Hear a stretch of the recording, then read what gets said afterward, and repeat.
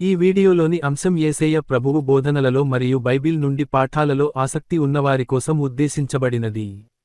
ఇది ప్రతి ఒక్కడి పట్ల ప్రేమతో మరియు గౌరవంతో పంచబడుతున్నది. ఇతర మతస్థుల భావాలను దెబ్బతీయడం లేదా బాధించాలనే ఉద్దేశం లేదు. ప్రతివారిని ఓపెన్ హార్ట్తో వీక్షించమని మరియు పాల్గొనమని ఆహ్వానిస్తున్నాము. Content of this video is intended for those interested in the teachings of Jesus Christ and the lessons from the Bible. It is shared with love and respect for all people and is not meant to offend or hurt the sentiments of individuals of other faiths. We welcome all to view and engage with an open heart. ప్రార్థన చేసుకుందాం. సర్వశక్తియు మిక్కిలి కనికరం గల మా పరలోక తండ్రి, బేతేలు చేరి మధ్యాహ్నము నిన్ను ఆరాధించగలిగితే నిన్ను కనపరుచుకుంటున్నాను. మరి కొంతసేపు వాక్య పరిచర్యలో మా ప్రభువా నీ ఆదరణ పొందవాలని కోరుచుంటుండగా మాతో ఉండి నడిపించి ఘనత మహిమను నీవే పొందమని మా ప్రభును ప్రియరక్షకుడైన యేసుక్రీస్తు పేరట బ్రతిమాలి వేడుకొంచుంటున్నాము తండ్రి, ఆమేన్. ప్రకటన గ్రంథంలో 14వ అధ్యాయం తీసుకున్నాము. ప్రకటన గ్రంథము 14వ అధ్యాయం. మరియు నేను చూడగా ఇదిగో ఆ గొర్రెపిల్ల సియోను పర్వతం మీద నిలబడి ఉండెను. ఆయన నామమును ఆయన తండ్రి నామమును నొసళ్ళ యందు లిఖింపబడి ఉన్న 144,000 మంది ఆయనతో కూడా ఉండిరి. మరియు విస్తారమైన జలముల ధ్వనితోనూ గొప్ప ఉరుము ధ్వనితోనూ సమానమైన ఒక శబ్దము పరలోకంలో నుండి రాగా వింటిని. నేను వినిన ఆ శబ్దము వీణులు వాయించుచున్న వైనుకుల నాదమును పోలినది. వారు సింహాసనం ఎదుటను ఆ 4 జీవుల ఎదుటను పెద్దల ఎదుటను ఒక క్రొత్త కీర్తన పాడుచున్నారు. భూలోకంలో నుండి కొనబడిన ఆ 144,000 మంది తప్ప మరి ఎవరునూ ఆ కీర్తన నేర్చుకున్న జాలరు. వీరు స్త్రీ సాంగత్యమున అపవిత్రులు కాని వారును స్త్రీ సాంగత్యము ఎరగని వారునై ఉండి గొర్రెపిల్ల ఎక్కడికి పోనో అక్కడికెల్లా ఆయనను వెంబడింతురు. వీరు దేవుని కొరకును గొర్రెపిల్ల కొరకును ప్రథమ ఫలముగా ఉండుటకై మనుషులలో నుండి కొనబడిన వారు. వీరి నోట ఈ అబద్ధమును కనబడలేదు. వీరు అనింద్యులు. ప్రకటన గ్రంథములో పరిశుద్ధాత్మ దేవుడు ముందు జరగబోయే కార్యాలు భద్రపరిచి మన కొరకు రాసినాడని యేసుక్రీస్తు ప్రభు ద్వారా యోహానుకు చెప్పబడగా ఆయన ఆత్మవశుడై రాయించినాడని మనము ప్రారంభించుకున్నాము. ఈ గ్రంథము లేక పరిశుద్ధ గ్రంథము 66 పుస్తకాలు, 40 గ్రంథకర్తలు, ఇంచుమించు 2000 సంవత్సరాల కాల వ్యవధిలో రాసినారు. ఇలాగ వ్రాయబడిన గ్రంథం పాత నిబంధన క్రొత్త నిబంధన చూస్తున్నాము. పాత నిబంధనలో ఎలాగూ చాలా మట్టుకు ఇశ్రాయేలీయులు అబ్రహాం మొదలుకొని వారి కొరకై అనేక సత్యాలు అనేక ప్రవచనాలు వ్రాయబడినట్టు చూచినాము. క్రొత్త నిబంధన ఎలాగూ క్రీస్తు ప్రభును చూచిన వారు ఆయన సువార్తను విన్నవారు వ్రాయడం జరిగినట్లు మనం ఎరుగుదుము. ఈ ప్రకటన గ్రంథంలో మరలా నేను ప్రారంభం చెప్పను కానీ 12-13 అధ్యాయాలలో చూచినప్పుడు అవి ఒకలాగా బాధపరిచేవిగా కనబడవచ్చు. అసలు ప్రకటన గ్రంథంలోనే మనం ప్రారంభించినప్పుడు 4-5 అధ్యాయాలు వదిలి 6వ అధ్యాయం నుండి దేవుడు ఎలాగూ శిక్షించినాడు, ఏ శిక్షను ఆయన భద్రపరిచి ముద్రించిన గ్రంథములో నుండి విప్పి ఆయన జరిగించనై ఉన్నాడో యోహాను కనపరిచిన సంగతులు మనము అందరం నేర్చుకొని వింటూ వస్తూ ఉన్నాం. 12వ అధ్యాయంలో సూచనలు కనబడినట్లు మనం జ్ఞాపకం చేసుకున్నాము. పరలోకంలో అందులో అపవాది లూసిఫర్ ఎలాగూ మిఖాయేలుతో పోరాడి పడద్రోయబడతాడు అనేది విన్నాము. ప్రారంభంలో ఎలాగో త్రోయబడినాడు, అయినా వానికి ఎలాగో ప్రభు సన్నిధి చేరడానికి అనుకూలతలు ఉన్నాయో అవి కూడా పోతాయి అని వింటూ, అయితే అప్పుడు భూమిలో ఎవరు ఉంటారని విన్నాము? భూమిలో సంఘం ఉండదు. ఇది మనం వినేప్పుడు కూడా ఎప్పుడు అనుకోవాలి, ప్రభువా నేను ఎత్తబడే వరుసలో ఉన్నానా? అది క్రీస్తు ప్రభు యొక్క రక్తములో పాప క్షమాపణ, పరిశుద్ధాత్మ ఆయత్తపరచగా లేక ప్రోత్సహించగా ఒప్పుకున్న వారికే ఆ ఆధిక్యత. మేము క్రైస్తవులము అనుకునే వారికి కాదు. మేము పలానా ఏది అనుకున్నా అది కాదు. మన సొంత ఆధిక్యతలను బట్టి, మన క్రియలను బట్టి ఈ మేలును మనం పొందలేము.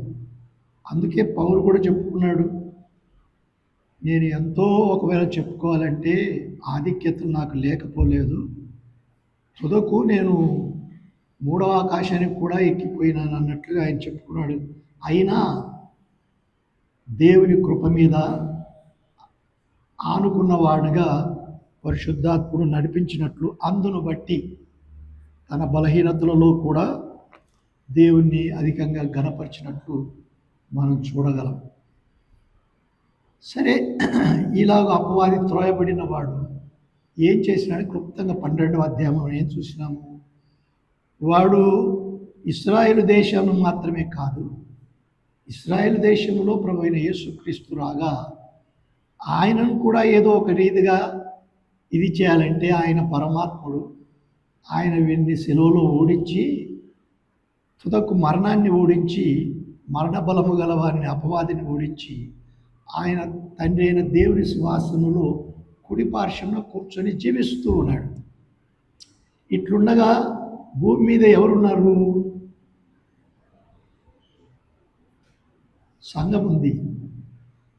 భూమి మీద ఎవరున్నారు? సంఘం ఉంది. యేసుక్రీస్తు ప్రభువుని నమ్ముకున్న వారు ఉన్నారు. ఇప్పుడు ఆ రోజుల్లో కూడా సరే, ముందు ఇక్కడ ఉన్న వారిని సంగతి చూద్దాం.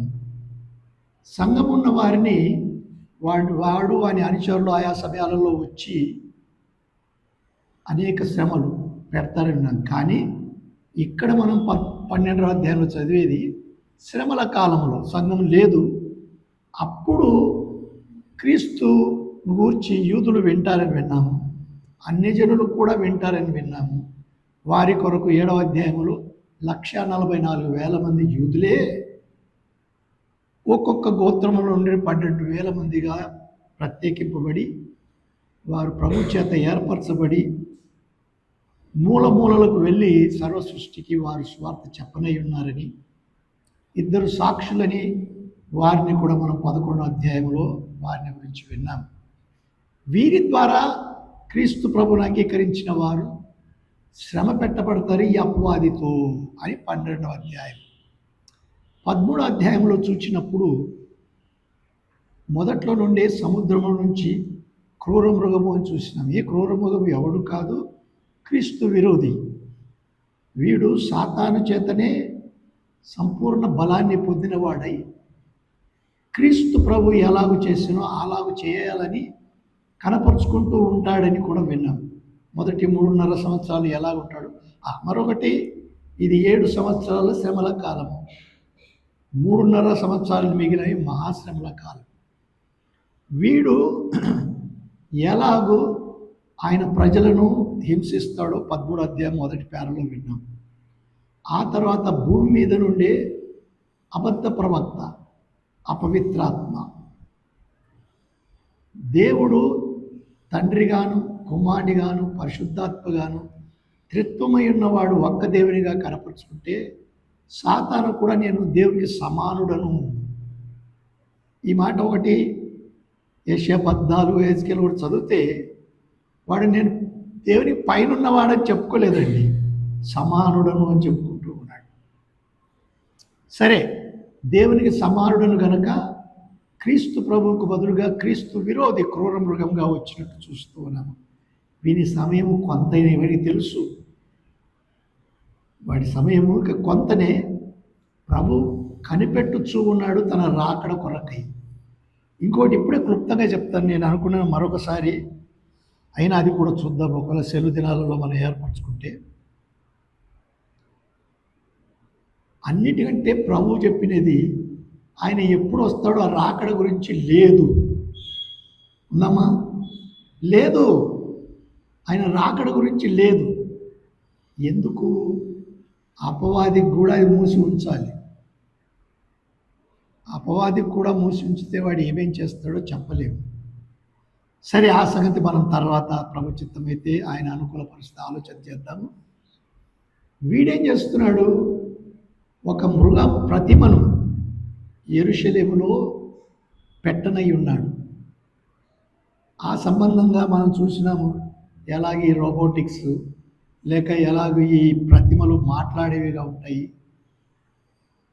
నిన్నటి రోజుననో లేదంటే ఇటీవల నేను ఒక న్యూస్లో చూసినాను, సౌదీ అరేబియాలో, చాలామంది విని ఉంటారు, సౌదీ అరేబియాలో వారు ఒక ప్రతిమ అనండి, విగ్రహం అనండి, ఆడ మనిషిని చేసి సిటిజన్షిప్ కూడా, పౌరత్వం కూడా ఇచ్చి, పాస్పోర్ట్ కూడా ఇచ్చి, ప్లేన్లలో ఎక్కొచ్చు, ఎక్కడికైనా తిరగొచ్చు అని అనుమతి సౌదీ అరేబియా వారు.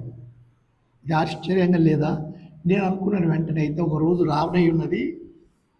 ఈవెన్ ఇంతవరకు మనం ఏమనుకున్నాం, నేను అనుకునేవాడిని, మీరేమనుకుంటున్నారో తెలియదు.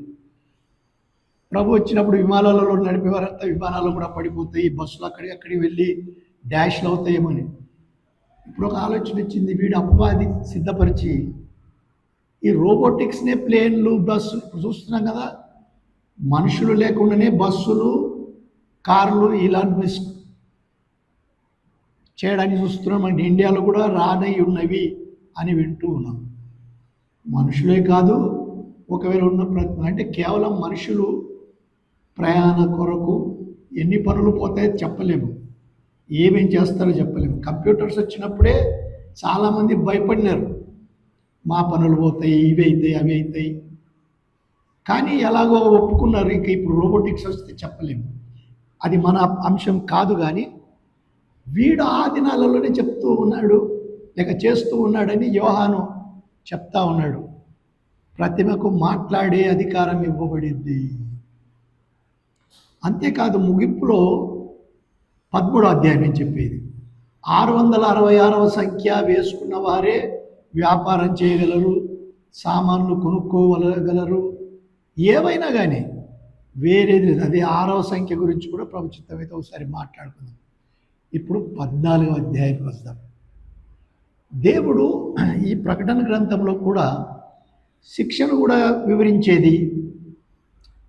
6, 7, 8, 9, 10వ అధ్యాయంలో మరలా ఆయన కృప, ఆయన ఏర్పాటు ఎలాగొస్తుంది, 11 ఇవన్నీ ఆయన కనపరిచి, మరలా 12, 13లో ఎలాగ ఆయన శిక్షించనై ఉన్నాడు. ఎలాగ మనం చూసినాం, మొదటిగా 7 ముద్రలు, ఆ తర్వాత 7 బూరలు, 7 బూరల తర్వాత 7 ఉగ్రత పాత్రలు. చూద్దాం అవన్నీ 16 అధ్యాయంలో, 15 అధ్యాయంలో చూస్తాం ఉగ్రత పాత్రలు. కానీ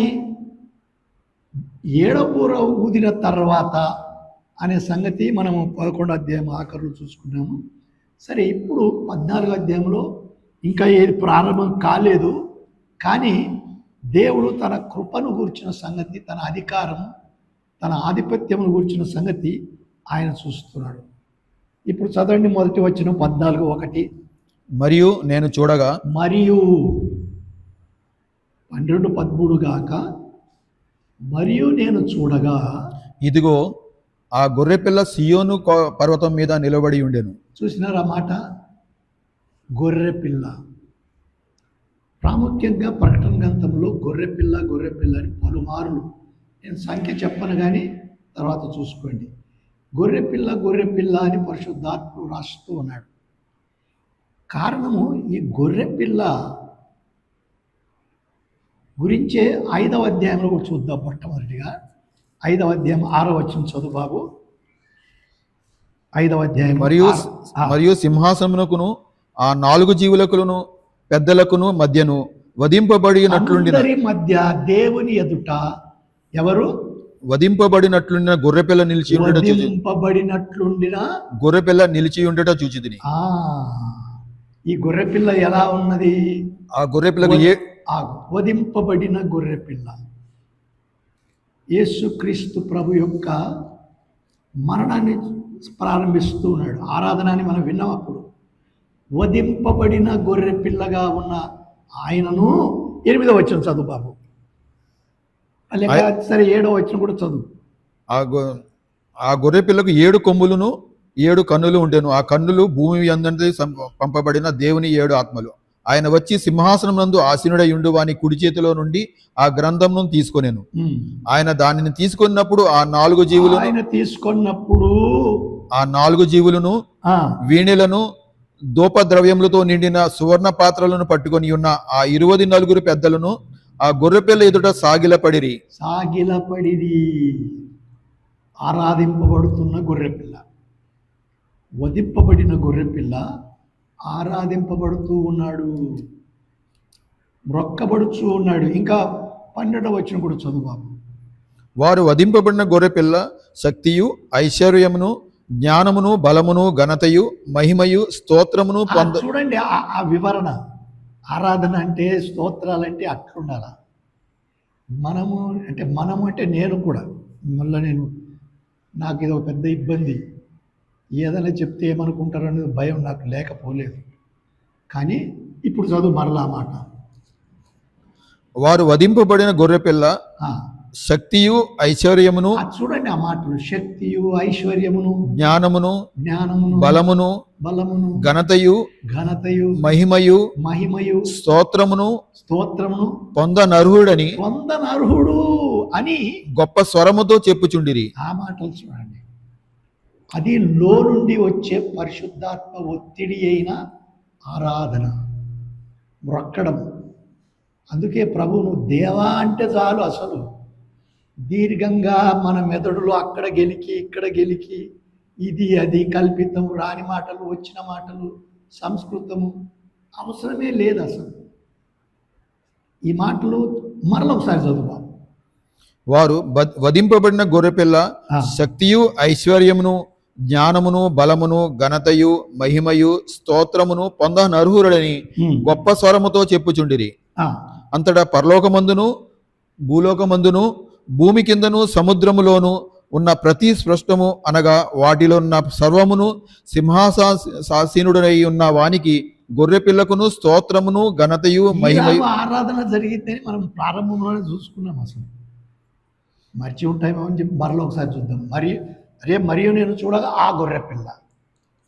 గొర్రెపిల్ల ఎలాగో ఆరాధింపబడిన ఆ గొర్రెపిల్ల 6వ అధ్యాయంలో చూసుకుందాం. 6వ అధ్యాయం 1వ వచనంలో ఆ గొర్రెపిల్ల ఆ 7 ముద్రలలో మొదటి దానిని విప్పినప్పుడు నేను చూడగా ఆ 4 జీవులలో ఒకటి రమ్ము అని ఉరుము వంటి స్వరముతో చెప్పుట వింటిని. ఇక్కడ చూస్తాం. అదంతా మరలా నేను చెప్పను. కానీ భయం అంటే ఏంటి?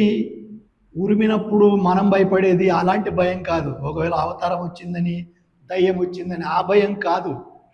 ఆయన శక్తి, ఆయనను గూర్చిన గౌరవము, ఆయనను గూర్చిన మర్యాద, ఆయనకు చూపవలసిన భక్తి, అందులో భయం.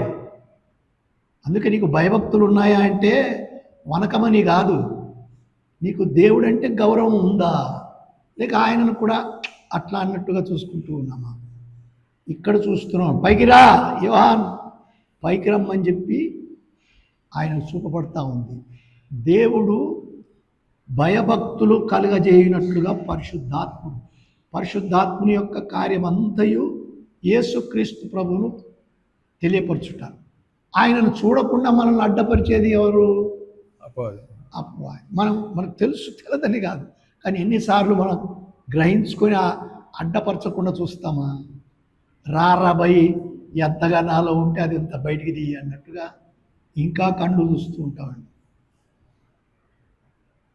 అవిశ్వాసులైన వారి మనోనేత్రములకు గ్రుడ్డితలము కలగజేసేవాడు ఈ యుగ సంబంధమైన దేవత. వాడు కాచుకొనే ఉంటాడు, ఎలాగూ ఏమిటి అన్నట్టుగా. ఇక్కడ అందుకే చూస్తూ ఉన్నాము. ఇంకొక మాట కూడా చదువుతాం చూడు బాబు, 7వ అధ్యాయము 9వ వచనం. 7వ అధ్యాయం 9వ వచనం త్వరగా. అటు తర్వాత నేను చూడగా ఇదిగో ప్రతి జనములో నుండి ప్రతి వంశం. చూచినాము మొదట 1,44,000 మంది, ఆ తర్వాత అన్యజనులు కూడా మార్చబడతారని విన్నాం. ప్రత్యేకింపబడిన వారు ఎలా చేస్తారు. ఇప్పుడేం జరుగుతుంది? ఆ తర్వాత 9వ వచనం, ప్రతి జనములో నుండి ప్రతి వంశములో నుండి ప్రతి జనములో నుండి ప్రతి వంశములో నుండి ప్రజల నుండి ఆయా భాషలు మాట్లాడే వాటిలో నుండి వచ్చి ఎవడును లెక్కింపజాలని ఒక గొప్ప సమూహం కనబడెను. వారు తెల్లని వస్త్రములు ధరించుకున్న వారై ఖర్జూరపు మట్టలు చేతపట్టుకుని సింహాసనం ఎదుటను గొర్రెపిల్ల ఎదుటను నిలువబడి సింహాసీనుడై ఉన్న మా దేవునికి గొర్రె పిల్లకును మా రక్షణకై స్తోత్రమని మహాశబ్దంతో. నీకు స్తోత్రం. ఇది ఎక్కడ జరుగుతా ఉంది ఒకసారి జ్ఞాపకం చేసుకో తల్లి. ఇది అంత లోతుగా నేను వెళ్ళాను, కానీ ఇది పరలోకంలో జరుగుతూ ఉంది. ఎవరు? మనం సంఘము క్షమించండి, భూమి మీద జరుగుతుంది, సంఘం పరలోకంలో ఉన్నది. అంటే ఇది నీవు నేను స్తుతించేది కాదు. ఇది ఆ దినాలలో ఎవరైతే రక్షింపబడతారో దేవుని కృపలో వారు స్తుతిస్తూ ఉన్నారు. అందుకే నేను మొదట్లోనే జ్ఞాపకం చేసుకున్నాను. ప్రకటన గ్రంథంలో కొంచెం అట్లా వేరుగా ఆలోచన చేస్తే స్వార్థ ఉంది. ఎవరికి? నేడు ప్రభును ఇంకా అంగీకరించుదామా వద్దా, లేక అంగీకరించుకున్నట్టుగా చెప్పి మన ఇష్టానుసారంగా జీవిద్దామా? అలాంటి వారి కొరకు కాదు. ఈ రాత్రి వస్తే అయిపోయింది ఇంకా సంగతులు. ప్రత్యేకింపబడిన వాడవైతే, ప్రత్యేకింపబడిన దానివైతే ఆర్భాటముతో దేవుని బూరతో ఆయన వచ్చినప్పుడు ఆకాశంలోకి ఎత్తబడతాం. లేదు అంటే ఇక అయిపోయింది. 1000 ఏళ్ల పరిపాలన అయిన తర్వాతనే తీర్పు. సరే, వీరు భూమి మీద రక్షింపబడిన వారి గురించి మరలా మనం చూద్దాం కొంతసేపు అయిన తర్వాత. సరే, ఇంకా 14వ వచనం కూడా చదివిన బాబు. 14వ వచనం. అందుకు నేను అయ్యా నీకే తెలియననగా అతడు ఇలాగో నాతో చెప్పాను, వీరు మహాశ్రమ నుండి వచ్చిన వారు. అది వీరు ఎక్కడి నుండి వచ్చిన వారు? మహాశ్రమల నుండి వచ్చిన వారంటే అప్పటిలో భూమి మీద ఉన్నవారు. అయినా వారు స్తుతిస్తూ ఉన్నారండి. దేవుని ఆత్ముడు కూడా లేడు, కానీ వారు పొందిన రక్షణను తేటగా ప్రభువును చూస్తూ ఉన్నారు, ఆనందంగా ఉన్నారు. ఇంకా చదువు బాబు. గొర్రెపిల్ల రక్తంలో తమ వస్త్రములు ఉదుకుని వాటిని తెలుపు చేసుకునిరి. అందువలన వారు దేవుని సింహాసనం ఎదుట ఉండి రాత్రింబగళ్ళు ఆయన ఆలయంలో ఆయనను సేవించుచున్నారు. ఈలాగున ఆరాధన ఆ దినాలలో జరుగుతూ ఉంటుంది. మనకు కొన్నిసార్లు అనుమానం రావచ్చు, అరే మనం ఇంత వింటాము, సరే చనిపోయి ప్రభు దగ్గరికి వెళ్ళినాక నిత్యకాలం ఉంటామని ఏం చేస్తాము, ఏమి చేస్తాము? అది కూడా విందాం. మనం సమయము ప్రభు అనుకూలపరిచే కొద్దీ ఈరోజే కాకపోవచ్చు, కానీ ఆ సంతోషం చెప్పలేము. వారు చూడండి, ఎలాగో కొంతమంది కాదు, అనేకులు ప్రభువును స్తుతిస్తున్నారు. మనం ఈరోజు కూడా స్తుతులు చెప్పడానికి ఎట్లా ఉన్నాము? సహోదరులు ఎట్లా ఉన్నారు? సహోదరీలు ఎట్లా ఉన్నారు? అంగీకరింపబడాలని లేక అంగీకరించబడాలని ఆలోచన కలిగిన వారు ఎట్లున్నారు?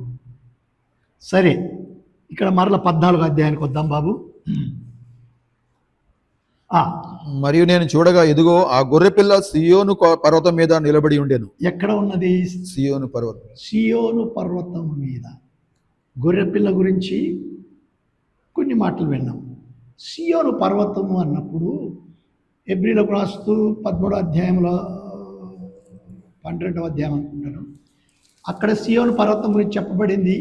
కానీ అది పరలోకమును గురించి అక్కడ రాస్తున్నాం. జ్యేష్ఠుల సంఘము వాటికన్నిటికి వచ్చినామని చెప్పి అక్కడ వ్రాయబడతా ఉంది. కానీ ఇక్కడ చెప్పబడిన సియోను పర్వతము నిజంగానే భూమి మీద ఉన్న సియోను పర్వతం, ఈ సియోను పర్వతం గురించి ప్రవచింపబడినాయి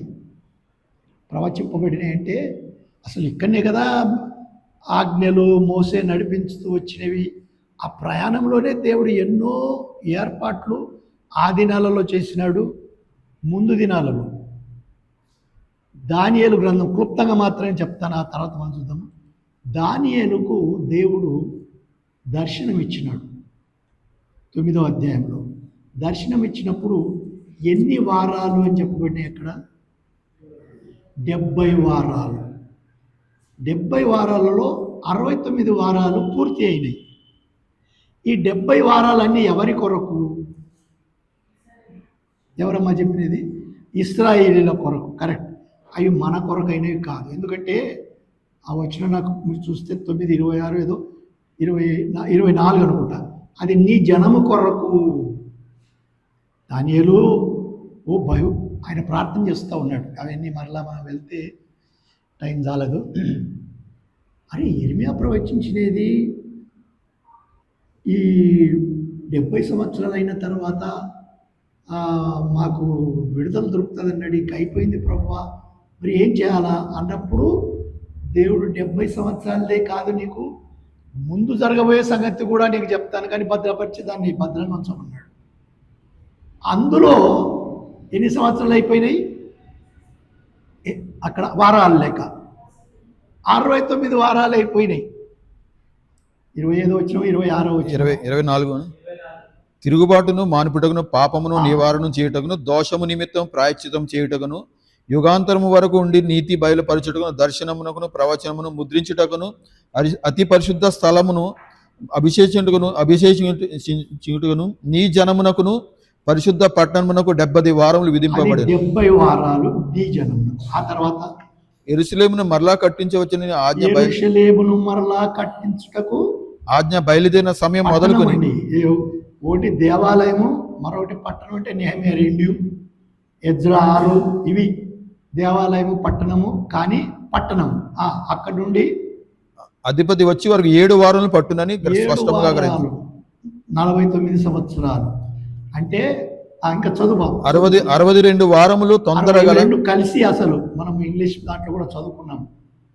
69 వారాలు తొందరగల సమయములందు పట్టణపు రాజవీధులను కందకములను మరలా కట్టబడును. క్రీస్తు ప్రభు తూర్పు ద్వారం, ఆ బంగారు ద్వారం కూడా అంటారు, ఆ ద్వారం గుండా ఆయన మట్టలు పామ్ సండే అని కూడా ఆచరిస్తారు.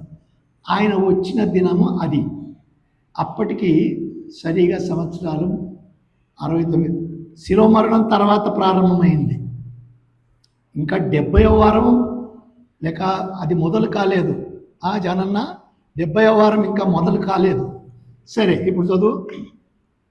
ఈ 62 వారములు జరిగిన పిమ్మట ఏమీ లేకుండా అభిషక్తుడు నిర్మూలము చేయబడును. నిర్మూలము చేయబడిన సంగతి 70వ వారంలో, కానీ అది ఇంకా పొడగవుతానే ఉంది. 70వ వారము ఇదంతా ఎందుకు అంటే, యోహాను సంఘానికి చెందినవాడా, యూదులకు చెందినవాడా? సంఘానికి, యూదులకు చెందినవాడు. ఆయన నేను పెళ్లి కుమారుని తరపున వచ్చిన వాడను. అక్కడికి ముగింపు కావాలి. పాత నిబంధన ముగింపు మలాకీదే కాదు, యోహాను బాప్తిస్మిచ్చు యోహానుతో ముగింపు అవుతా ఉంది. నేను పెళ్లి కుమారుని గాను, పెళ్లి విందులో కూడా లేను. సరే, అది మరలా ఎప్పుడైనా చూద్దాము అవన్నీ. సరే, ఇప్పుడు ఏం జరుగుతూ ఉంది? ఆ 70వ వారము ఎవరి కొరకు కనుక? 69 వారాలు మనం చూసిన ఎవరి కొరకు? అది యూదుల కొరకే. ఇశ్రాయేలు, కరెక్ట్. యూదుల రెండు ఒకటే. 70వ వారం కూడా ఎవరి కొరకు? అది జనం కొరకు, అదే జనం కొరకు. నేను జ్ఞానం తడగడం లేదు, మీ వంటి వాడని నేను చదువుకున్నా కాబట్టి అడుగుతా ఉన్నా. భయపడకుండా చెప్పాలా, అప్పుడు అందరం నేర్చుకుంటాం. 70వ వారం కూడా యూదుల కొరకే. అందుకు ఈ ప్రకటన గ్రంథంలో ఏం జరగబోతాయో వ్రాయినవన్నీ అప్పుడు జరిగే సంగతులు. సంఘము ఎత్తబడింది 3వ అధ్యాయం ఆఖరిలోనే మనం చూసినాం. ఇప్పుడు కనుక 70వ వారంలో యోహానుకు ఏం జరగబోతుందో చూపుతూ ఉన్నాడు. పరలోకంలో చూసి మరలా ఒకసారి కిందికి చూడు ఆయన అన్నాడు. మరియు నేను చూడగా గొర్రెపిల్ల సియోను పర్వతం మీద ఏమని చూస్తూ ఉన్నాము, నిలవబడి ఉండెను. యోహానుకు ఆయన యూదుడే కనుక ఇవన్నీ తెలిసి ఉంటాయి. కీర్తనల గ్రంథం 2:6 చదువు బాబు, 6 అనుకుంటా. సియోను పర్వతం యొక్క ప్రాముఖ్యతలు అప్పుడే చెప్పబడినాయి.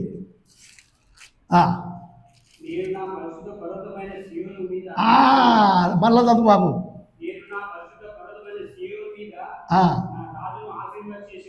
ఆ మాట చూడండి ఎంత బాగుందో. ఆ దినాలలోనే దేవుడు ఎలాగూ వ్రాయిస్తూ ఉన్నాడు. ఇప్పుడు ఎక్కడ ఉన్నాడు ఈయన? సియోను పర్వతం మీద నిలబడి ఉన్నాడు అని చూస్తూ ఉన్నాను. ఇంకా చదువు నాయన.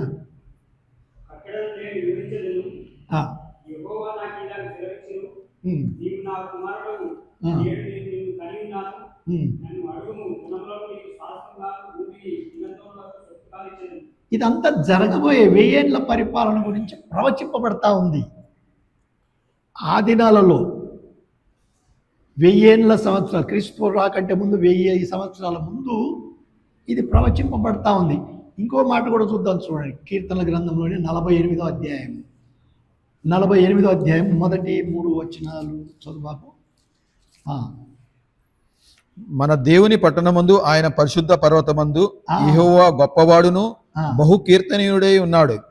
ఉత్తర దిక్కున మహారాజు పట్టణమైన సియోను పర్వతము రమ్యమైన ఎత్తుగల చోట ఉంచబడి సర్వభూమికి సంతోషకరంగా ఉన్నది. ఎలా కనపరుస్తా ఉందో చూడు. అప్పట్లో భక్తులు, ఈ దినాల్లో మనకు పేతురు రాసినట్లు పరిశుద్ధాత్ముడు ఇవన్నీ కనపరుస్తున్నాడు, కానీ మనం అంత తీయగా ఉన్నట్లు లేదు.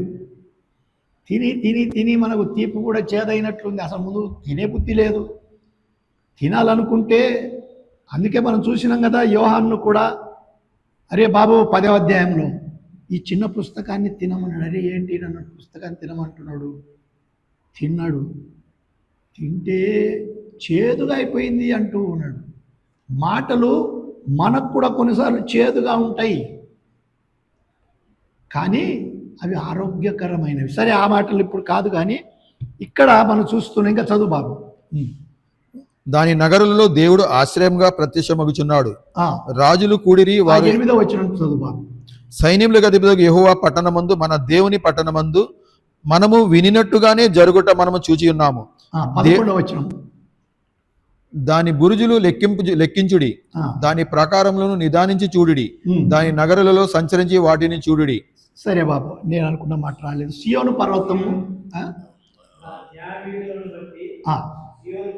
ఆ మాట సియోను పర్వతం గురించి చెప్పబడతా ఉంది. ప్రకటనలో యోహాను చూస్తూ ఉన్నాడు. అరే, ఆ రోజు మేము సమాజ మందిరానికి పోయినప్పుడు ఈ మాటలు విన్నా నేను.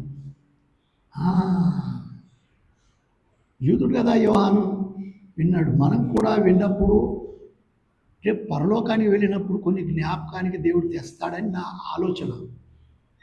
కనుక శ్రద్ధగా వినేది నేర్చుకోవాలి, శ్రద్ధగా చదువుకునేది నేర్చుకోవాలి, ప్రార్థన చేసేది నేర్చుకోవాలి, స్తుతించేది అలవాటైన మాటలు వద్దు అని ఇది 1000సారి చెప్తా ఉంటాను నేను. అలవాటైన మాటలు వద్దు, అది ప్రభుకి ఇష్టం లేదు. ఇక్కడ ఉన్నవారికి ఇష్టంగా ఉన్నట్లయితే మీరు ఇళ్ళల్లో చెప్పుకోండి, మరి ఎక్కడైనా చెప్పుకోండి. కొందరు చెప్పొచ్చు వీళ్ళందరికీ ఇష్టంగా ఉండాలని, మంచిదే, కానీ ఆయనకి ఇష్టంగా ఉండాలి. మా ఒక కాలం వచ్చి ఉన్నది, తన్ను ఆరాధించువారు ఆత్మతోను సత్యంతోను ఆరాధించవాలని తండ్రి వెదకుచూ ఉన్నాడు.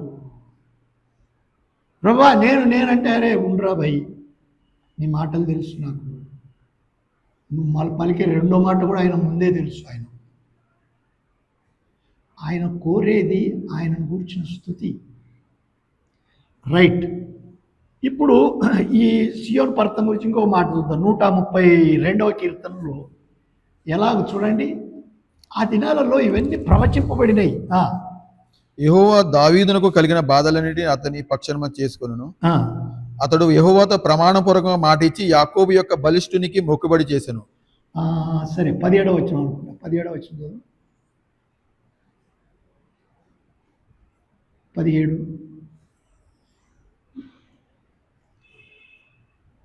17 లేదా?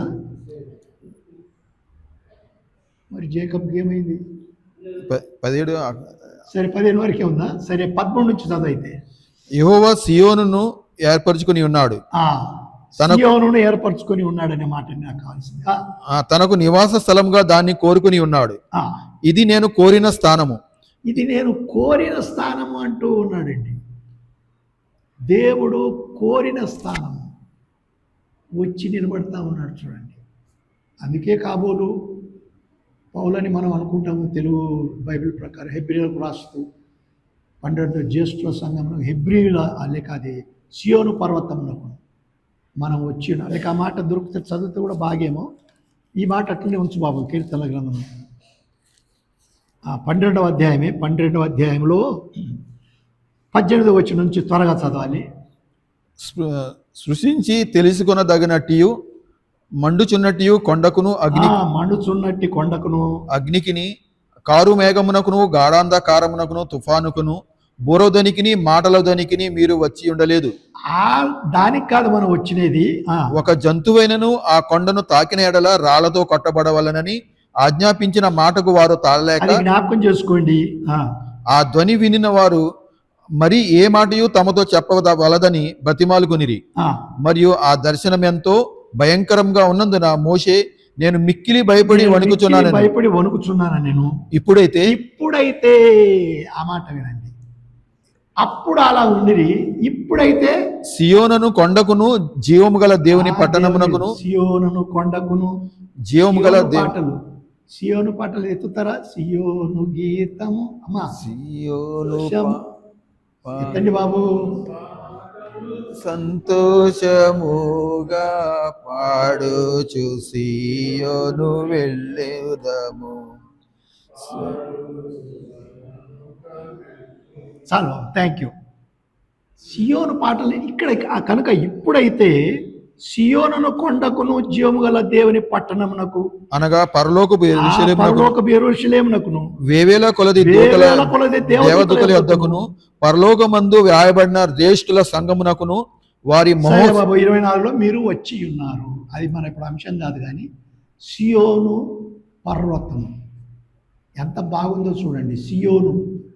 సియోను ఇంకో మాట చూద్దాం. ఏషియా గ్రంథంలో అది ప్రాముఖ్యమైన సంగతి. యునైటెడ్ నేషన్స్లో ఆ మాట పెట్టుకున్నారు. 2వ అధ్యాయము మొదటి నుంచి చదువుదాం. ఏషియాకు ఎలాగూ ఆమోజు కుమారుడైన ఏషియాకు అనుగ్రహింపబడిన లేక దర్శనము మాటలు యూదాను గూర్చి యెరూషలేమును గూర్చి ఆమోజు కుమారుడైన యెషయాకు దర్శనం వలన కలిగిన దేవోక్తి. అంత్య దినములలో పర్వతములపైన యెహోవా మందిర అంత్య దినములలో పర్వతములపైన మనం ముందే ఆలోచన చేసి ఇది జ్ఞాపకం ఉంచుకుందాం. నేను కూడా ఏంటి ఇవి ఇశ్రాయేలీలకు సంబంధించిన మాటలు, నెరవేర్చబడబోయే మాటలు. మనం ఎందుకు వింటూ ఉన్నాము? తృప్తి పొందుటకు. సత్యవంతుడైన దేవుడు, నమ్మకమైన దేవుడు, ఆ రోజు ప్రవచించిన వాడు మనకు అబ్రహామునందు ఎలాంటి ఆశీర్వాదం ఇచ్చినాడు, మనకు ఆధిక్యత ఇచ్చినాడు. ఎలాంటి ఆధిక్యత? ముందే 24 పెద్దలు మనకు ప్రతినిధులుగా ఉన్నారు, కిరీటాలు ధరించుకున్నట్టుగా ఉన్నారు. అంటే మనకు కూడా వారిలో ఉండాలి. సరే చదువు బాబు. అంత్యదినంలో పర్వతములపైన యెహోవా మందిర పర్వతము పర్వత శిఖరమున స్థిరపరచబడి కొండల కంటే ఎత్తుగా ఎత్తబడును. ప్రవాహం వచ్చినట్లు సమస్త అన్యజనులు దానిలోనికి వచ్చేదారు. ప్రవాహం వచ్చినట్లు సమస్త అన్యజనులు దానిలోనికి వచ్చేదారు, అక్కడికి వస్తారు. ఆ కాలమున 1000 ఏళ్ల పరిపాలనలో యేసుక్రీస్తు ప్రభు ఎలాగూ ఆ దావీదు ఏర్పరచుకున్న ఆ పురములో ఆయన వచ్చి ఉంటాడు. దావీదు సింహాసనం నిత్యంగా ఉంటుందంటే ఇవన్నీ ఎలాగో నెరవేరుతూ ఉన్నాయి. 2000 సంవత్సరాల కాలములో 66 గ్రంథాలు వ్రాయబడితే అన్నిటిలో ప్రభు అయిన యేసుక్రీస్తే. కొలసైలకు రాస్తే ఆయన కేంద్రమై ఉన్నాడు అన్నాడండి. ఆయన ముఖ్యుడు. ప్రతి చోట ఆయనే ముఖ్యుడు. ఇక్కడ కూడా అన్యజనులు, మళ్ళా ఆ మాట చదువునైనా. ప్రవాహం వచ్చినట్లు సమస్త అన్యజనులు దానిలోనికి వచ్చేదారు. ఆ ఆ కాలంన సియోనులో నుండి ధర్మశాస్త్రము, కాలమున సియోనులో నుండి ధర్మశాస్త్రము, యెరూషలేములో నుండి యెహోవా వాక్కు బయలువెళ్ళును. చూడండి ఎంత బాగుందో. సియోను పర్వతం, సియోను పర్వతం. ఇప్పుడు ప్రకటన గ్రంథం 14వ అధ్యాయం. మరియు నేను చూడగా ఇదిగో ఆ గొర్రె పిల్ల సియోను పర్వతం మీద నిలవబడి ఉండెను. మనం కూడా ఇప్పుడు ఆలోచన చేసుకోవాలి. దేవుని సన్నిధిలో పరిశుద్ధాత్ముడు నడిపినప్పుడు ఆయన ఉన్నానను దేవుడు ఆయన ఎదుట మోషే చూచినప్పుడు భయపడినట్టు కాదు, భక్తితో భయము ఆయనను పూజించగలము. సరే చదువు బా ప్రకటన. ఆయన తండ్రి నామమును నొసలయందు ఆయన తండ్రి నామమును నొసలయందు లిఖింపబడి ఉన్న 144,000 మంది ఆయనతో కూడా 13వ అధ్యాయం ముగింపులో ఇప్పుడే జ్ఞాపకం చేసుకున్నాం. ముగింపులో ఏం చూసినాము? ఎవరి దగ్గర ఈ నంబర్ 666 లేదో వాళ్ళందరూ కథం, వారందరూ చంపబడతారు. అయితే ఈ 144,000 మంది ఎట్లున్నారు? వీళ్ళ మీద తండ్రి నొసళ్ళ యందు లేక తండ్రి నామమును నొసళ్ళ యందు, ఆయన తండ్రి నామం నొసళ్ళ యందు లిఖింపబడిన నామం, యేసుక్రీస్తు ప్రభు నామం, తండ్రి నామం. ఏమని చెప్తున్నావు? ఆయన నామమును, ఆయన తండ్రి నామమును నొసళ్ళ యందు లిఖింపబడిన 144,000 మంది, 144,000 మంది ఆయనతో కూడా ఉండిరి. వీళ్ళను 7వ అధ్యాయం మనం చూసినాం. ఒకరైనా తప్పిపోయినారా? తప్పిపోలేదు. ఎందుకు? అక్కడ చూసిన వారి నోట నుండి అగ్ని వస్తుంది. వారు ఎలాగ ఉంటారు? భక్తితో ఉంటారు. ఇంకా మనం ఇప్పుడే 3:40 అయింది. ఎలాగూ వారు ప్రభు కొరకు ప్రత్యేకంగా జీవిస్తారో సమయం ఉంటే చూద్దాం. కానీ ఈ 144,000 మంది ఏం ధరించుకొని ఉన్నారు? ఆయన నామము, దేవుని నామమును ధరించుకొని ఉన్నారు. అక్కడ 666 సంఖ్య ఉంది, ఇక్కడ 144,000 మంది సంఖ్యను చూస్తున్నాం. ఆ పాట పాడతారా బాబు? యేసుని నామం, యేసుని నామము ప్రీతి గల నామం, సాటిలేని నామం, మధుర నామం, మన యేసుని నామం ప్రీతి గల నామం, సాటిలేని నామం, మధుర నామం. మధురము మధురము యేసుయ నామం, సజీవనామం, మధురం మధురం యేసుని నామం, మరణము బాపెడి జీవనామం, యేసుని నామం వీతి గల నామం, సాటిలేని నామం, మధుర నామం. వారు ఆయన నామాన్ని నొసళ్ళ యందు పెట్టుకున్నారట. నీవు నేను లూదియా పౌలు మాటలు విని హృదయం తెరుచుకుంటే దేవుని మాటలు టక టక టక టక టక టక టక టక టక ముద్రింపబడినట హృదయము. వీళ్ళు నొసళ్ళ యందు ఉన్నారంటే ఎట్లా ఉన్నారు? అపవాది వచ్చినా కూడా వాడు ఏం చేయలేకుండా ఉన్నాడండి. వీళ్ళు ఆఖరి వరకు చంపబడలేదు. 2 సాక్షులు చంపబడినారు. కానీ 3.5 దినాల తర్వాత వారు పునరుత్థానం, నిజమే, చనిపోయిన వారు లేపబడినారు, జీవము గల వారే లేచినారు. ఆయన నామమున ప్రత్యేకంగా ఉండేవారికి ఈ లోకపు శ్రమలు ఎన్ని వచ్చినా, ఎంత ఏడుపైనా, ఎంత దుఃఖమైనా ఏమి కదల్చలేవండి. ఆయన నామము లేదు నేనే చూసుకుంటా నాకేంటే నీ ఏడుపు తగ్గదు, నీ రోదన తగ్గదు. ఆయన మీద విశ్వాసం. వీళ్ళు 144,000 మంది. మరలా చదువు బాబు. 14వ అధ్యాయం 1వ వచనంలో ఆ, మరియు నేను చూడగా ఇది ఆ గొర్రెపిల్ల సియోను పర్వతం మీద నిలబడి ఉండెను. ఆయన నామమును ఆయన తండ్రి నామమును నొసళ్ళ యందు లిఖింపబడిన 144,000 మంది ఆయనతో కూడా ఉండిరి. ఈ మాటలు మనము 11వ అధ్యాయంలో కూడా ఒకసారి చూసుకున్నాం. ఏంటి? వారికి పని ఇవ్వబడింది, వారికి సువార్త పని ఇవ్వబడింది. 11వ అధ్యాయంలో ఒక్క మాట చూద్దాము. ఒక్క మాట 7వ వచనం. వారు సాక్ష్యము చెప్పుట ముగింపగానే వారు సాక్ష్యము చెప్పుట ముగింపగానే అగాధం చాలు బాబు. వారు సాక్ష్యము చెప్పుట ముగింపగానే పని ఇది ఒకసారి విన్నాం మనం. నీకే పని ఇచ్చినాడు దేవుడు. మన పని మనం కనీసం చూసుకోవాలి. వారు సాక్ష్యము చెప్పుట ముగింపగానే అపవాది వచ్చి వారిని చంపినట్టు చూస్తున్నాడు. నీవు కూడా పైకి పిలువబడాలంటే దేవుడు చెప్పిన పని ముగింపు కావాలి. లేదు ప్రభువా, నా ఇష్టానుసారంగా నేను జీవిస్తా.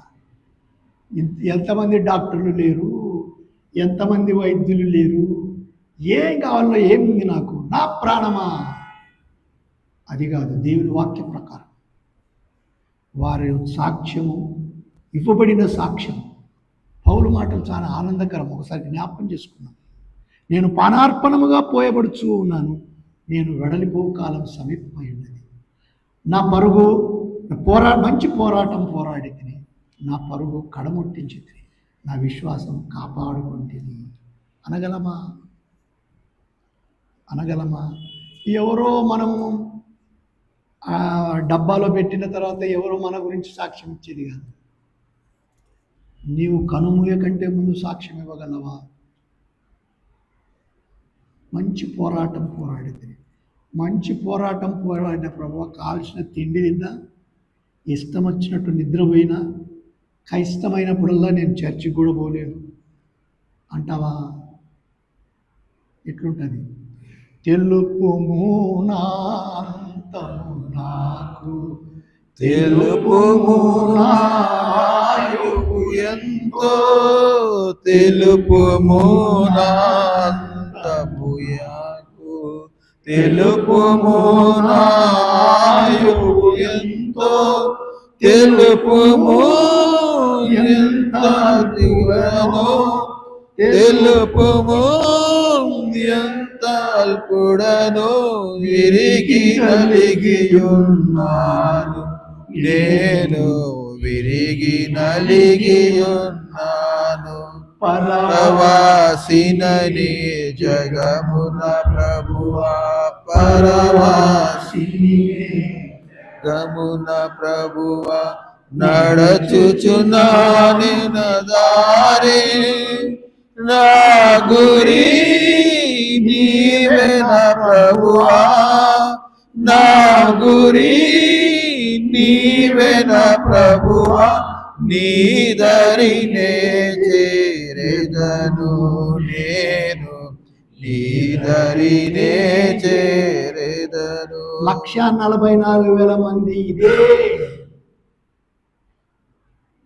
నువ్వు మాకు ఇచ్చిన పని అంతం చెప్పుకోరువా, ధైర్యంగా పౌలు చెప్పినట్టు నేను కూడా వస్తా. నా ఇష్టానుసారం కాదు, నీ ఇష్టానుసారం. యేసు ప్రభు కూడా అదే ప్రార్థన చేసినాడు. నీ చిత్తమైతే ఈ గిన్నె నా యొద్ద నుండి తొలగించు, అయినా తండ్రి నా చిత్తం కాదే, నీ చిత్తమే నెరవేరును కాక, నీ చిత్తమే నెరవేరును కాక అన్నాడు. వీరు కూడా అట్లనే ప్రార్థన చేస్తూ ఉన్నారు, సాగుతూ ఉన్నారండి. వారు సాగుతూ ఉన్నారు. సరే, 2వ వచనం, మరియు 4వ అధ్యాయం 2వ వచనం. మరియు విస్తారమైన జరముల ధ్వనితోను గొప్ప ఉరుము ధ్వనితోను సమానమైన ఒక శబ్దము పరలోకము నుండి రాగా పరలోకం నుండి ఒక శబ్దం వస్తూ ఉందండి. గొర్రె పిల్ల నిలబడి ఉంటే పరలోకం నుండి ఇంకో శబ్దం. ఈ సియోను పర్వతం ఇక్కడ ఉంది, పరలోకం నుండి శబ్దం వస్తూ ఉంది. యోహాను చూస్తూ ఉన్నాడు, వింటూ ఉన్నాడు. నేను వినిన ఆ శబ్దము వీణులు వాయించుచున్న వైనికుల నాదమున పోలినది. ఆ మాటలు చూడండి. వీణే ఎప్పుడు సంతోషకరంగా పాడే సందర్భాలలో జరిగేది. యోహాను జ్ఞాపకం వస్తూ ఉంది. అరే రే రే రే వీణ ఎప్పుడు వాయిస్తారు? మనం ఇంతకుముందు కూడా విన్నాం వీణ సంగతి. వీణలు ఎప్పుడు వాయిస్తారు? సంతోషం ఉంటేనే. బబులోనుకు వీరు చెరలోనికి తీసుకుపోయినప్పుడు వీళ్ళు ఏం చేసినారంట? వీణలన్నీ 137వ కీర్తన తీబాబు, 137వ కీర్తన మొదటి 2 వచనాలు త్వరగా చదవాలి. బబులోను నదుల యొద్ద కూర్చుండి ఉన్నప్పుడు మనము సియోనును జ్ఞాపకం చేసుకుని ఏడ్చుచుంటిమి. మనం ఏం చేస్తామంటే సియోను జ్ఞాపకం చేసుకొని ఏడుస్తూ ఉన్నాము. ఆ పరిస్థితి దేవుడు ఇశ్రాయేలు ప్రేమించిన ఎన్నో శ్రమలు వచ్చినా మానక వారు గురి మానలేదు బాబు. వాటి మధ్య ఉన్న నెవరంజి చెట్లకు మన సితారాలు తగిలించితిమి. ఏం చేసినారట?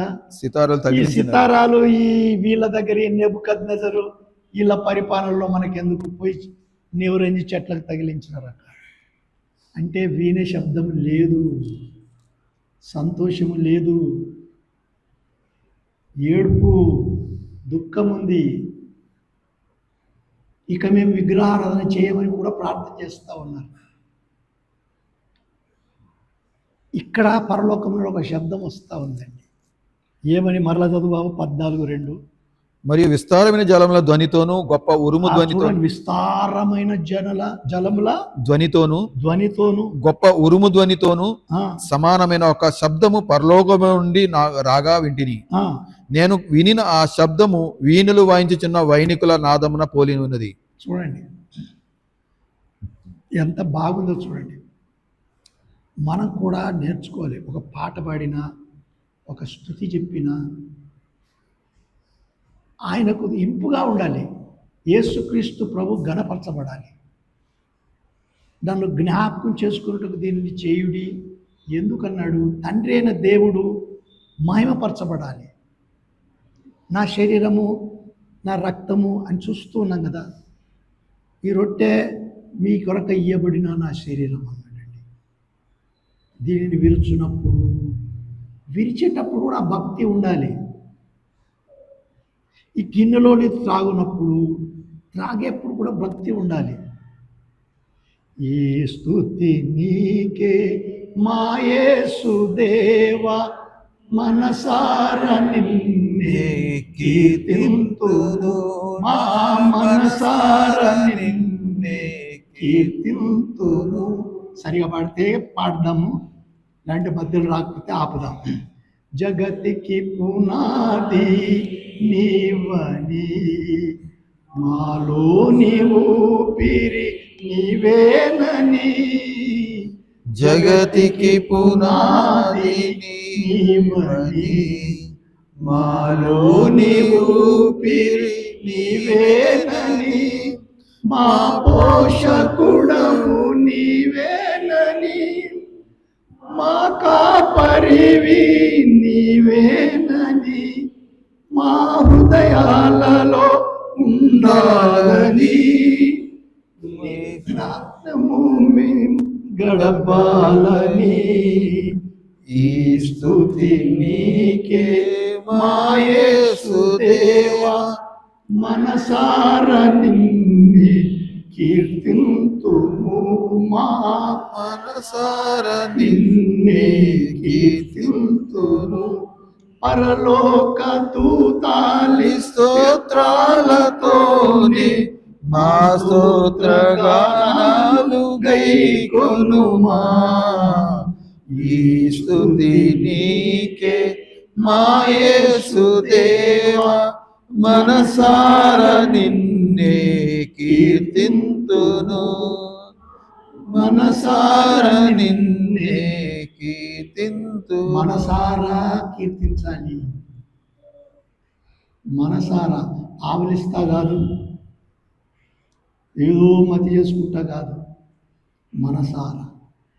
వీళ్ళు అట్లనే చేస్తూ ఉన్నారండి. పరలోకము నుండి అంతమంది అక్కడ కూడి ఉండగా ఇంకా విస్తారమైన జలముల శబ్దం అంటే ఎట్లా ఉంటుంది? నాకు జ్ఞాపకం ఉంది. ఆ న్యూజిలాండ్ నుండి వచ్చిన వాళ్ళు, ఆయన పేరు వచ్చేసి ఏం పేరు, జహంగీరాన్లో చెప్పిన ఆయన ఆ? ఆయన వచ్చినప్పుడు పెద్ద సభ జరిగింది. జహంగీర్ వాళ్ళనే కదా అక్కడ. వారు పాడుతూ ఉంటే ఎంత ఆనందం అనిపించింది. ఎక్కడెక్కడి నుండి వచ్చినారు. ఆల్ఫ్రెడ్ చోటు గారు వచ్చినప్పుడు ఎంత చక్కగా పాడుతూ ఉన్నారంటే మనం కూడా నేర్చుకోవాలి. సహోదరులు ఏం భయపడను, మెల్లగా నేర్చుకోవాలి.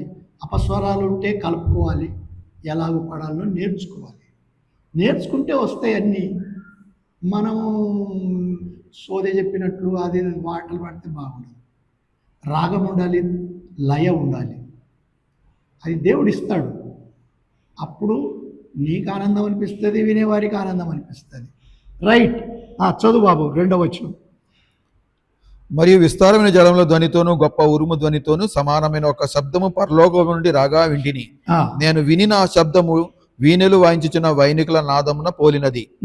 వారు సింహాసనం ఎదుటను ఆ 4 జీవుల ఎదుటను పెద్దల ఎదుటను ఒక కొత్త కీర్తన పాడుచున్నారు. వారు క్రొత్త కీర్తన పాడుచున్నారు. 24 పెద్దలు ఉన్నారు, 4 జీవులు ఉన్నారు, ఇంకా దేవదూతలు ఉన్నారు. ఒక్కొక్కరు ఒక పాట పాడుతున్నారు. వీళ్ళు క్రొత్త పాట పాడుతున్నారు. నువ్వు నేను మనం ఏ పాట పాడదాము? నీవిచ్చిన రక్షణ కొరకై ఈ రక్షణ పాత్రను ఎత్తుకొని నిన్ను స్తుతిస్తాను దేవా. ఒక క్రొత్త పాట, స్తుతులలో కొత్త స్తుతి. నేనేం చెప్పాలి? ప్రభువా సిద్ధపరచు, నన్ను శనివారం సిద్ధపరచు, ఆదివారం ఉదయాన్నే సిద్ధపరచు. ఇక్కడికి వచ్చినాక నేను ఎవరిని ఎక్కిరించడం లేదు.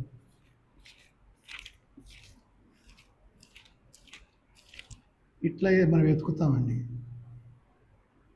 టకాటకామని చెప్పేలాగా ఉండాలి. లేక ఇట్లా చూసుకుంటా అట్లా చూసుకుంటా నేను ఎవరిని ఎక్కిరించడం లేదు. ప్రేరేపణ ఎక్కడ మొదలు కావాలి, ఎట్లా ఉండాలి? వారు క్రొత్త కీర్తన పాడిరి. కొత్త కీర్తన పాడుచున్నారు. భూలోకంలో నుండి కొనబడిన ఆ 144,000 మంది తప్ప మరి ఎవరును ఆ కీర్తన నేర్చుకొన జాలరు. ఎవరికి ఆ కీర్తన రాదని చూస్తే, ఎందుకంటే అంత క్రొత్తగా ఉంది. ఒకసారి ఎప్పుడు శ్యాంబాబు గారు మాట్లాడుతున్నారు. మా సంఘంలోనండి ఒక ఆటో డ్రైవర్, ఆయన ఎప్పుడో ఒకసారి ఆదివారం వస్తాడు. ఆయన ఎక్కడ నేర్చుకున్నాడు? ఆయన స్తుతులు చెప్తా ఉంటే ఇంకా చెప్పాలి, వినాలి. అంత బాగా స్తుతి. ఎవరు చెప్తా? ఒక దైవజనుడు చెప్తా ఉన్నాడండి. ఎవరి గురించి? అప్పుడప్పుడు సమయం లేక ఆటో నడిపేవాడు కొందరు తీసుకొని వస్తాడట. ఆదివారం తీసుకొని వచ్చినప్పుడు ఆ స్తుతి చెప్తా ఉంటే అందరికీ ఆశ్చర్యం. మనలో కొందరు చెప్తాము, నేను ఎవరిని కొందరు చెప్పకుండా ఉంటామండి. అరే ఇక్కడ ఏదన్నా ఒక ఇది ఇస్తే థ్యాంక్ యూ అనేది నేర్చుకున్నాం మనం బ్రిటిష్ వారి దగ్గర నుంచి. యేసు ప్రభువుకు అట్లనే వందనాలు చెప్పలేమా? నీ రక్షణకై నీకు స్తోత్రం, నీవిచ్చిన అర్హతకై నీకు స్తోత్రం, నీవిచ్చిన గాలి కొరకై నీకు స్తోత్రం ఒక దైవజనుడు చెప్తా ఉన్నాడండి. నిజమే ఆ మాట. ఆసుపత్రికి పోతే ఆక్సిజన్ పెడతారండి. ఈ గాలి పీల్చుకోలేవు, ఈ ఆక్సిజన్ పీల్చుకోలేవు, ఎట్లన్నా కొన్ని ఇదిలో బ్రతుకు. నువ్వు ఎప్పుడైనా జ్ఞాపకం చేసుకుని, అయ్యా దేవా నాకు భోజనం తిననిస్తూ, అరే రుచిగా ఉంటే ఇంకొక ముద్ద ఎక్కువ తిందాం అనుకుంటారు. ఎవరిని ఎక్కిరించడం లేదు. కడుపులు పెంచుకొని ఏం లాభం? ఇవన్నీ నేను ఎవరిని వెక్కిరించడం లేదు. కానీ ప్రభు కొరకు నువ్వు కడుపు పెంచుకో, ఎంతైనా దొడ్డుగా, కానీ ప్రభుకు కృతజ్ఞత. మనం ఎలా ఉండాలనో అందరూ నేర్చుకుందాం. చెప్పేవాడు, వినేవారు. రైట్. కానీ వీరు స్త్రీ సాంగత్యమును అపవిత్రులు కాని వారును స్త్రీ సాంగత్యం ఎరుగని వారునై ఉండి గొర్రెపిల్ల ఎక్కడికి పోవునో అక్కడికెల్లా ఆయనను వెంబడింతురు. వీరు దేవుని కొరకును గొర్రెపిల్ల కొరకును ప్రథమ ఫలముగా ఉండుటకై మనుషులలో నుండి కొనబడిన వారు. చాలు బాబు. ఈ ఇంగ్లీష్ దాంట్లో బాబు జాయ్సన్ ఈ 4వ వచనం ఇంగ్లీష్లో చదువు. బిట్ లౌడర్, నాకు కొంచెం చూడు. It is these who have not defiled themselves ఏమనుంది? వర్జిన్స్ అంటే ఇప్పుడు ఇక్కడ ఎట్లుంది, స్త్రీ సాంగం చేయాలంటే సడన్గా అనుకుంటారు, మరి ముఖ్యంగా ఆడవాళ్ళు, ఇది మొగోళ్ళ గురించే వ్రాయబడింది అని. నీ బైబిల్లో కూడా ఉందా వర్జిన్స్ అని? ఉంది కదా. వర్జిన్స్ అని చెప్తే ఆడవాళ్ళ గురించి కూడా చెప్తా ఉన్నాడు. అసలు ఈ క్లుప్తంగానే సమయం ఉన్న దాంట్లో కొరింథీయులకు రాసిన 2వ పత్రికలో 11వ అధ్యాయంలో పౌలు ఏమని రాస్తా ఉన్నాడో విందాం చూడండి. 2వ వచనం. దేవాసక్తితో మీ ఎడల ఆసక్తి కలిగి ఉన్నాను, ఆ, ఎందుకనగా పవిత్రురాలైన కన్యకనుగా ఒక్కడే పురుషునికి అనగా క్రీస్తుకు సమర్పింపవలనని మిమ్మును ప్రదానం చేసేదిని గాని. మిమ్మును అంటే ఎవరిని? అందరిని. కొరింథీ సంఘం అందరిని. అందులో పురుషులు స్త్రీలు ఉన్నారా? ఉన్నారా? ఉన్నారు. మరి ఇదేంటి? ఇంగ్లీష్లో కూడా మళ్ళీ అది ఇదే మాట వాడబడిందండి. అట్లా ఈ వర్జిన్స్ అని అక్కడ కూడా వాడబడింది. అంటే పురుషులు స్త్రీ అనే ఉద్దేశం కాదు, ప్రత్యేకత. ఎట్లా క్రీస్తు ప్రభు కొరకు ఉండాలి. ఇక్కడ త్వరగా యాకోబు రాసిన పత్రిక 4వ అధ్యాయంలో యాకోబు హెచ్చరిస్తూ ఉన్నాడు. 4వ వచనం మాత్రం చూద్దాం. 4వ అధ్యాయం 4వ వచనం. వ్యభిచారులారా, ఈ లోక స్నేహము దేవునితో వైరమని మీరు ఎరుగరా? ఈ లోక స్నేహము దేవునితో వైరమని మీరు ఎరుగరా? ఎక్కడ సాంగత్యంలో చెరుపు వస్తుంది అంటే లోకములో ఉన్న వాటిని, లోకంలో ఏది మంచిది లేదని చూస్తామండి. శరీరాశ, నేత్రాశ, జీవపు డంబము ఈ తండ్రి వలన పుట్టినవి కావని యోహాను రాస్తా ఉన్నాడు. ఇక్కడ చూస్తూ ఉన్నాము. ఏమని? చదువు బాబు. వ్యభిచారులారా, ఈ లోక స్నేహం దేవునితో వైరమని మీరు ఎరుగరా? కాబట్టి ఎవడు ఈ లోకముతో స్నేహం చేయగోరునో వాడు దేవునికి శత్రువగును. దేవునికి ఎవరు శత్రువులు అవుతారంటే ఈ లోకముతో స్నేహం చేసి సాంగత్యం చేసేవారు. ఇంకా దాన్ని ఎక్కువ మనం చెప్పనక్కర్లేదు. ఇక్కడ అలాంటి వారు. ఇక్కడ నేను ఒక మాట చూసినాను. 5వ అధ్యాయం 16వ వచనం అనుకుంటా చూడు. యాకోబు పత్రిక. మీ పాపములు ఒకరితో ఒకడు ఒప్పుకొనుడి. నేను ఆ మాట మనం విన్నాగా. మీ పాపములు ఒకరితో ఒకడు ఒప్పుకొనుడి.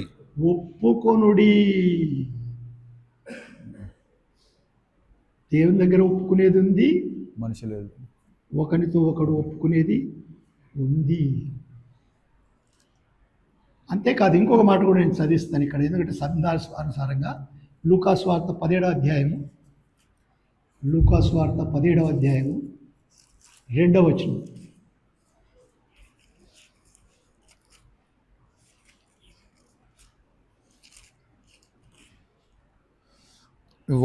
వాడి చిన్నవారిలో ఒకనికి అభ్యంతరము చేయుట కంటే వాని మెడకు తిరుగటి రాయి కట్టబడి సముద్రంలో పడద్రోయుట వానికి మేలు.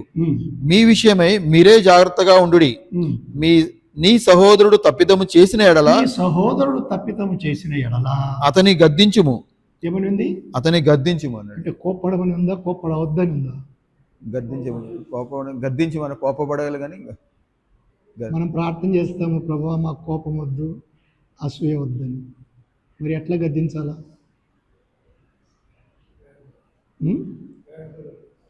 ప్రేమతో గద్దిస్తామా? సరే, ఇంకొక మాట కూడా చూపుతాను నేను. సరే, ప్రేమతో ఎట్లా గద్దిస్తాను అది నేను సిస్టర్ని అడుగుతాను. ఎట్లా ప్రేమతో గద్దిస్తావో నాకు అర్థమవుతుంది. చదువు, ఇంకా చదువు. అతడు మారు మనసు పొందిన ఎడల అతన్ని క్షమించు. అతడు మారు మనసు పొందిన ఎడల అతన్ని క్షమించుము. ఇక్కడ కూడా ఉంది, మారు మనసు పొందిన ఎడల క్షమించుమని ఉంది. ఇంకా ఏమన్నాడు?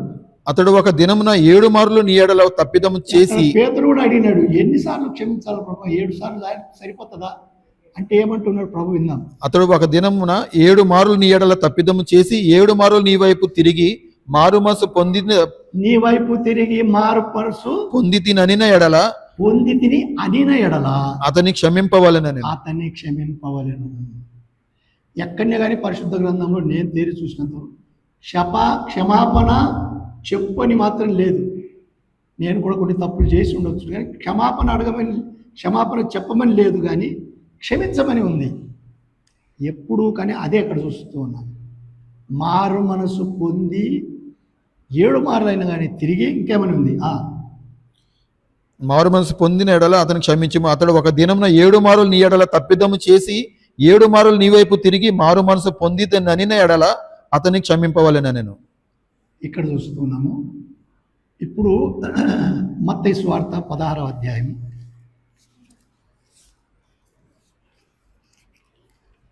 మత్తయి సువార్త 16వ అధ్యాయం. త్వరగా బాబు. 16వ అధ్యాయంలో ఇక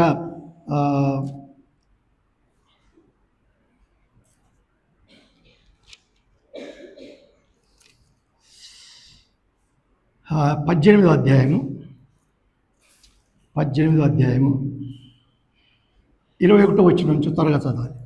ఆ సమయంలో పేతురు ఆయన వద్దకు వచ్చి, ప్రభువా, నా సహోదరుడు నా ఎడల తప్పిదము చేసిన ఎడల నేను ఎన్ని మార్లు అతను క్షమింపవలెను? 7 మారుల మట్టుగా అని అడిగాను. అందుకు యేసు అతనితో ఇట్లనెను, 7 మారుల మట్టుకే కాదు, 70 ఏళ్ల మారుల మట్టుకని నీతో చెప్పుచున్నాను. చాలు బాబు.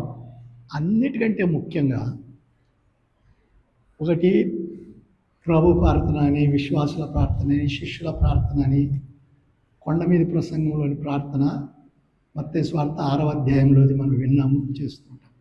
అది ఎవరైనా చెప్పగలుగుతారా కంటత? పరలోకమందున్న మా తండ్రి, చెప్పండి. పరలోకమందున్న మా తండ్రి, నీ నామం పరిశుద్ధపరచబడును గాక, నీ రాజ్యం వచ్చును గాక, నీ చిత్తం పరలోకమందు నెరవేర్చినట్లు భూమి యందును నెరవేరును గాక. మా అనుదిన ఆహారం నేడు మాకు దయచేయము. మేము మా ఎడల అపరాధములు చేయు వారిని మేము క్షమించుతున్న ప్రకారము మా అపరాధములు ఓ యేసు ప్రభువా క్షమించు. ఎప్పుడు మనం వేరే క్షమిస్తే మా ఎడల అపరాధములు చేయు వారిని మేము క్షమించు ప్రకారం యేసు ప్రభు చెప్తూ ఉన్నాడు. అంటే ఏది నేర్చుకోవాలా మనము?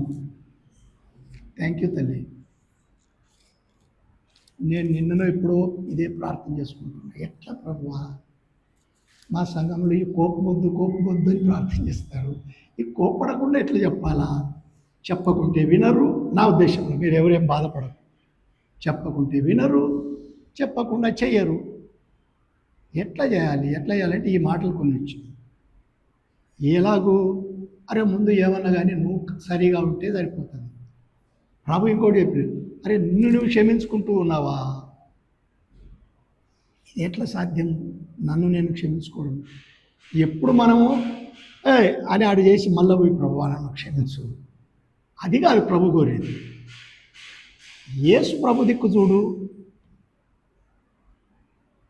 తండ్రి వీరేమి చేస్తున్నారో వీరు ఎరగరు కనుక వీరిని క్షమించమన్నాడు. వీరు ఎరగరు కనుక వీరిని డేవిడ్ నిద్రపోకు, వీరిని క్షమించుము అన్నాడు. అలాంటి ప్రార్థన. ఇంకొక మాట చెప్పి మరి ముగిస్తాను, సమయానుకూలంగా ఆ మాట జ్ఞాపకం. ఎఫ్ఎస్సీలకు రాసిన పత్రికలో, ఎఫ్ఎస్సీలకు రాసిన పత్రిక